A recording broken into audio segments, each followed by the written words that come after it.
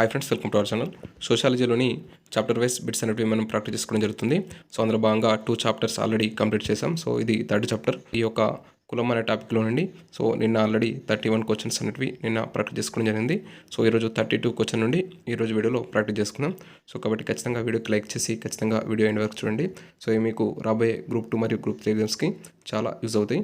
So కాబట్టి ఖచ్చితంగా వీడియోకి లైక్ చేయండి. సో లైక్ చేసి వీలైతే మీ మిత్రులకు కూడా షేర్ చేయండి. సో తద్వారా మీకు చాలా ఉపయోగపడతాయి. సో ఇక లేట్ చేయకుండా వీడియో స్టార్ట్ చేసుకుంటే సో చూడండి, ఇక్కడ అనులోమ వివాహం వల్ల జన్మించిన సంతానాన్ని ఏమని పిలిచేవారు? సో అనులోమ వివాహం వల్ల జన్మించిన సంతానాన్ని ఏమని పిలిచేవారంటే దాసిపుత్రులు అని పిలిచేవారు. దాసిపుత్రులు అని పిలిచేవారు. అనులోమ వివాహం వల్ల జన్మించిన సంతానాన్ని దాసిపుత్రులు అని పిలవడం జరుగుతుంది. సో మనకు ఈ యొక్క కులం అనే టాపిక్ నుండి ఖచ్చితంగా 2-3 క్వశ్చన్స్ వస్తాయి మనకు రాబోయే ఎగ్జామ్స్లో. సో కాబట్టి ఖచ్చితంగా వీటిని నేర్చుకోండి. సో నెక్స్ట్ చూసినట్టయితే విలోమ వివాహాల వల్ల జన్మించిన సంతానాన్ని ఏమని పిలిచేవారు? విలోమ వివాహాల వల్ల జన్మించిన సంతానాన్ని ఏమని పిలిచేవారు అన్నాడు. సో ఇక్కడ మనకు విలోమ వివాహాల వల్ల జన్మించిన సంతానాన్ని పంచములు అని పిలిచేవారు. అంటే ప్రతిలోమ వివాహాల వల్ల జన్మించిన సంతానాన్ని పంచములు అంటారు. సో ఓకేనా, ఇది గుర్తుపెట్టుకోండి. అనులోమ వివాహం వల్ల జన్మించిన సంతానాన్ని దాసపుత్రులు అని, అలాగే విలోమ వివాహాల వల్ల జన్మించిన సంతానాన్ని పంచములు అని పిలవడం జరుగుతుంది. ఓకేనా. సో నెక్స్ట్ 34th క్వశ్చన్ చూద్దాం. సో జాతులే కులాలుగా మారినవని తెలిపింది ఎవరంటే మనకు రిస్లే గారు. సో హెర్బర్ట్ రిస్లే అన్న అతడు ఏమని తెలిపాడంటే జాతులే కులాలుగా మారుతాయని సో తన యొక్క పీపుల్ ఆఫ్ ఇండియా అనే గ్రంథంలో తెలపడం జరిగింది. ఇది గుర్తుపెట్టుకోండి. ఈ యొక్క జాతులే కులాలుగా మారినవని తెలిపింది రిస్లే, హెర్బర్ట్ రిస్లే. ఓకేనా. సో నెక్స్ట్ వివిధ రకాల సంస్కృతులు సమ్మిళితం కావడం వల్ల కులాలు ఏర్పడినవని తెలిపింది ఎవరంటే శరత్ చంద్ర రాయ్. సో వివిధ రకాల సంస్కృతులు సమ్మిళితం కావడం వల్ల కులాలు ఏర్పడినవని తన యొక్క కల్చరల్ ఇంటిగ్రేషన్ థియరీ అనే గ్రంథంలో ఈ యొక్క శరత్ చంద్ర రాయ్ తెలపడం జరిగింది. సో తన యొక్క కల్చరల్ ఇంటిగ్రేషన్ థియరీ అనే గ్రంథంలో వివిధ రకాల సంస్కృతులు సమ్మిళితం కావడం వల్ల కులాలు ఏర్పడ్డవని శరత్ చంద్ర రాయ్ తెలపడం జరిగింది. గుర్తుపెట్టుకోండి. నెక్స్ట్ పరిణామ క్రమంలో కులాలు ఏర్పడినవని తెలిపింది ఎవరంటే ఎబ్బెస్టన్ అన్నతడు పరిణామ క్రమంలో కులాలు ఏర్పడినవని తన యొక్క పరిణామ సిద్ధాంతంలో తెలపడం జరిగింది. ఓకేనా. సో నెక్స్ట్ భౌగోళిక వైవిధ్యం వల్ల కులాలు ఏర్పడినవని గిల్బర్ట్ తెలపడం జరిగింది. భౌగోళిక వైవిధ్యం వల్ల కులాలు ఏర్పడినవని గిల్బర్ట్ తన యొక్క జియోగ్రాఫికల్ థియరీ అనే గ్రంథంలో పేర్కొనడం జరిగింది. తన యొక్క జియోగ్రాఫికల్ థియరీ అనే గ్రంథంలో గిల్బర్ట్ అన్నతడు భౌగోళిక వైవిధ్యం వల్ల కులాలు ఏర్పడ్డవని తెలపడం జరిగింది. ఓకేనా. సో ఇక్కడ 35th క్వశ్చన్ చూడండి. కుల ఆయుర్భావ సిద్ధాంతాలకు సంబంధించి క్రింది వారిని సరిగ్గా జతపరచండి అన్నాడు. సో వాటికి సంబంధించి మనం చూసినట్టయితే ఇక్కడ సాంప్రదాయ సిద్ధాంతం. సో సాంప్రదాయ సిద్ధాంతం అనేది ఋగ్వేదంలో తెలపడం జరిగింది.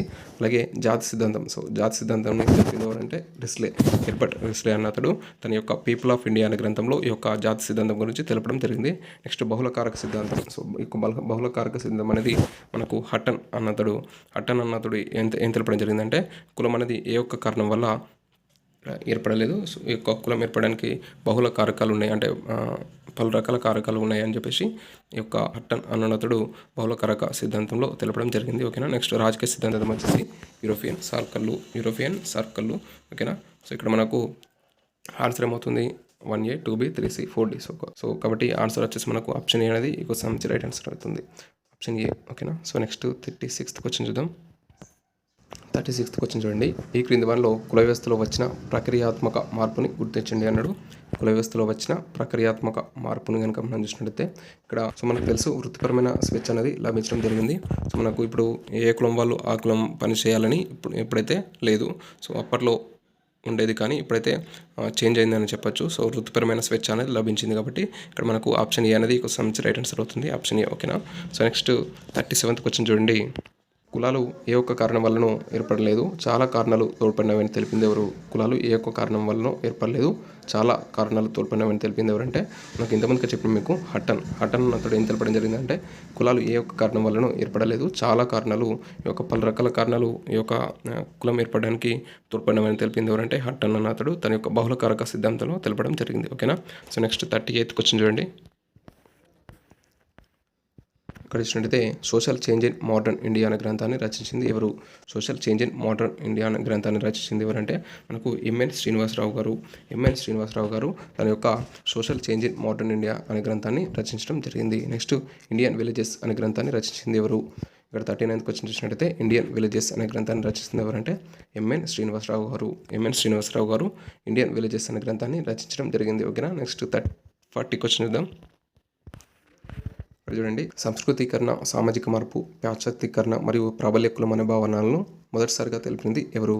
సంస్కృతీకరణ, సామాజిక మార్పు, పాశ్చాత్యీకరణ మరియు ప్రాబల్య కులం ఈ యొక్క భావనలను తెలిపింది ఎవరంటే ఎంఎన్ శ్రీనివాసరావు గారు. ఓకేనా. సో ఎంఎన్ శ్రీనివాసరావు గారు అనేది ఈ క్వశ్చన్ సంబంధించి రైట్ ఆన్సర్. సో మనకు ఆప్షన్ ఏ అనేది ఇక్కడ రైట్ ఆన్సర్ అవుతుంది. సో నెక్స్ట్ 41 క్వశ్చన్ చూద్దాం.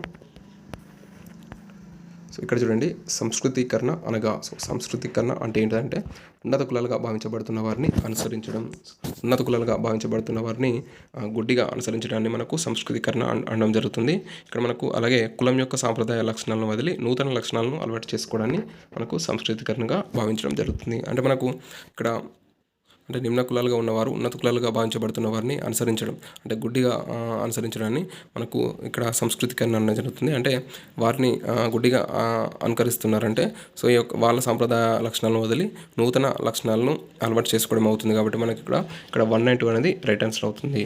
ఇక్కడ నెక్స్ట్ థర్డ్ ఆప్షన్ కనుక వచ్చినట్లయితే ఉన్నత మతాలుగా భావించబడుతున్న వారిని అనుసరించడం అన్నాడు. సో మతాలు అనేది కాదు, మనకు ఇక్కడ ఉన్నత కులాలు. ఓకేనా. నెక్స్ట్ మతం యొక్క సాంప్రదాయ లక్షణాలను వదిలి నూతన లక్షణాలను అలవాటు చేసుకోవడం అన్నారు. ఇది కూడా రాంగ్ ఆన్సర్. సో మనకు ఆప్షన్ 192 రైట్ ఆన్సర్. కాబట్టి ఆప్షన్ ఇక్కడ చూసినట్టయితే ఆన్సర్ ఆప్షన్ 192 సరైన. ఆప్షన్ ఏ అనేది ఈ క్వశ్చన్ సంబంధించి రైట్ ఆన్సర్ ఆప్షన్ ఏ. ఓకేనా. సో నెక్స్ట్ 42 క్వశ్చన్ చూడండి. ఈ క్రింది వానిలో ఏ రాజ్యాంగం అధికరణ ప్రకారం కుల వివక్షతకు తావు లేదు? కుల వివక్షతకు ఏ రాజ్యాంగ అధికరణ ప్రకారం తావు లేదంటే ఈ క్వశ్చన్ సంబంధించి రైట్ ఆన్సర్ మనకు ఏమవుతుందో మీ అందరికీ తెలిసిందే. సో మనకి ఇది పాలిటీలో కూడా వస్తుంది. సో ఇక్కడ మనకు ఆప్షన్ బి అనేది question answer right answer. Article 15 అనేది మనకు కుల వివక్షత గురించి తెలుపుతుంది. సో కుల మత జాతి వివక్షత గురించి తెలిపేది ఆర్టికల్ 15. ఓకేనా. సో నెక్స్ట్ 43 క్వశ్చన్ చూడండి. కుల ప్రాతిపదికన ఏ వ్యక్తిని బహిరంగ ప్రదేశంలోకి వెళ్లకుండా నిరాకరించరాదు అని తెలిపిన రాజ్యాంగ అధికరణను గుర్తించండి అన్నాడు. సో ఇక్కడ మనకు ఈ క్వశ్చన్ సంబంధించి రైట్ ఆన్సర్ కనుక వచ్చినట్లయితే మనకి ఒక కుల ప్రాతిపదికన ఏ వ్యక్తిని బహిరంగ ప్రదేశంలోకి వెళ్ళనీయకుండా నిరాకరించరాదు అని తెలిపే ఆర్టికల్ వచ్చేసి 15 క్లాస్ 2 అనేది ఇక్కడ మనకు రైట్ ఆన్సర్ అవుతుంది. ఆప్షన్ బి అనేది క్వశ్చన్ సంబంధించి రైట్ ఆన్సర్. మరి 15 క్లాస్ 1 అనేది దేని నుంచి తెలుపుతుందంటే ఒక పౌరుని పట్ల కులం, మత, జాతి, జన్మ ఇలాంటి వివక్షతలు అనేవి పాటించరాదు అనేది మనకి ఈ యొక్క 15 క్లాస్ 1 అనే ఆర్టికల్ చెప్తుంది. 15 క్లాస్ 2 అనేది కుల ప్రాతిపదికన ఏ వ్యక్తిని బహిరంగ ప్రదేశాల్లోకి వెళ్ళనీయకుండా నిరాకరించరాదని తెలుపుతుంది.